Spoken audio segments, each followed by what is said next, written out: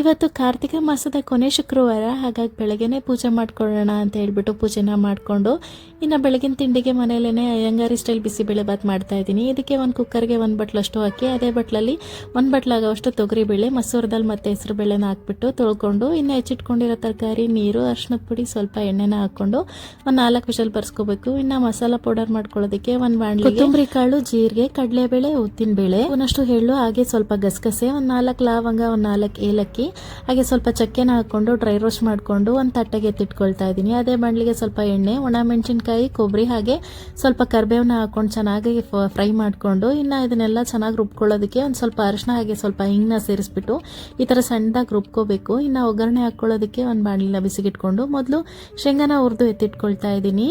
ಇನ್ನು ಒಗ್ಗರಣೆಗೆ ಸ್ವಲ್ಪ ಸಾಸಿವೆ, ಜೀರಿಗೆ, ಕರಿಬೇವು, ಒಣ ಮೆಣಸಿನ್ಕಾಯಿ, ಸ್ವಲ್ಪ ಹಸಿರು ಮೆಣಸಿನ್ಕಾಯಿ, ಹಾಗೆ ಸಾಂಬಾರು ಈರುಳ್ಳಿ, ಸ್ವಲ್ಪ ಟೊಮ್ಯಾಟೊ, ಶುಂಠಿ ಬೆಳ್ಳುಳ್ಳಿ ಪೇಸ್ಟ್ನ ಹಾಕ್ಬಿಟ್ಟು ಇನ್ನು ಮಾಡಿಟ್ಕೊಂಡಿರೋವಂಥ ಮಸಾಲ ಪೌಡರು, ಹಾಗೆ ಬೇಯಿಸಿಟ್ಕೊಂಡಿರೋವಂಥ ಬೇಳೆ, ಸ್ವಲ್ಪ ನೀರನ್ನ ಹಾಕ್ಬಿಟ್ಟು ಚೆನ್ನಾಗಿ ಕುದಿಸ್ಕೋಬೇಕು. ಅಷ್ಟರೊಳಗೆ ಖಾರ ಮಾಡಿಕೊಂಡ್ರೆ ಚೆನ್ನಾಗಿರುತ್ತೆ, ಖಾರ ಇದ್ರ ಜೊತೆನೆ ಕಾಂಬಿನೇಷನ್, ಹಾಗಾಗಿ ಖಾರನೂ ಮಾಡಿಕೊಂಡೆ. ಕೊನೆಯಲ್ಲಿ ಸ್ವಲ್ಪ ತುಪ್ಪ, ಹಾಗೆ ಉಪ್ಪು, ಕೊನೆಯಲ್ಲಿ ಸ್ವಲ್ಪ ಕೊತ್ತಂಬರಿ ಸೊಪ್ಪನ್ನ ಹಾಕಿಬಿಟ್ರೆ ಬಿಸಿಬೇಳೆ ಬಾತ್ ರೆಡಿಯಾಗಿ ಹೋಗ್ಬಿಡುತ್ತೆ.